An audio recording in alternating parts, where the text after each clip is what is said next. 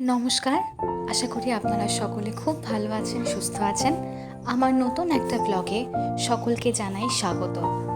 এই ব্লগটা একটা পার্কে শ্যুট করা হয়েছে। আসলে আমার বোন এসেছে, আর অনেক দিন ধরে ও খুব বায়না করছিল যে জানো ওকে আমি কোথাও একটা নিয়ে যাই। তাই ভাবলাম আজ যখন সময় পাচ্ছি আজই ওকে বরং সামনাসামনি একটা পার্কে নিয়ে যাই, ওরও একটু ভালো লাগবে।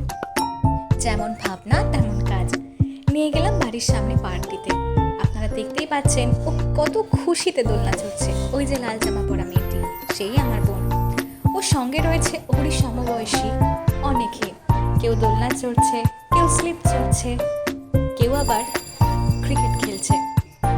আমার বোনের ক্রিকেট খেলাতে অতটা মন নেই, ও শুধু দোলনা চড়েই খুশি, আর আমি ওকে খুশি দেখে খুশি।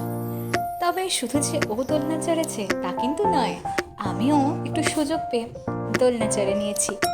এরপরে ইচ্ছা ছিল কিছু খাওয়ার, তবে কি খাবো বুঝে উঠতে পারছিলাম না, কারণ সামনে একটা মোমোর দোকান আছে বটে, তবে তখনও তিনি ঠিক বসেননি। আর ফুচকা খেতে কেন জানি না ইচ্ছা করছিল না। আর এটি হচ্ছে পার্কের এক বিশেষ আকর্ষণ।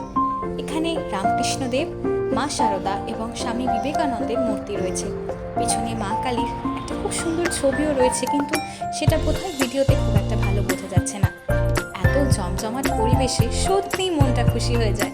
ওই দেখুন কি সুন্দর সবাই ক্রিকেট খেলছে। সময় তখন প্রায় ওই বিকেল 5:30টার মতো।